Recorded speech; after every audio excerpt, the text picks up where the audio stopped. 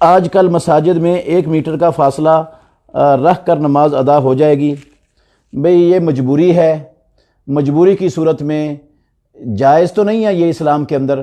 مل کر کھڑا ہونے کا حکم ہے، صفوں کو سیدھا کرنا، مل کر کھڑے ہونا یہ نماز کا حصہ ہے، لیکن مجبوری کی بنا پر، مجبوری کی صورت میں اس کی گنجائش ہے، کیونکہ الضرورات تبیح المحظورات، یہ قاعدہ ہے شریعت کا کہ جو ضرورتیں ہوتی ہیں وہ محظور چیزوں کو مباح کر دیتی ہیں، ان سے محظور مباح ہو جاتا ہے۔ تو ڈر اور خوف کی وجہ سے بھی اللہ نے فرمایا فَإِنْ خِفْتُمْ فَرِجَالًا أَوْ رُكْبَانًا، پیدل چلتے ہوئے، سواری پر سوار، جس حالت میں ہو نماز پڑھنی ہے۔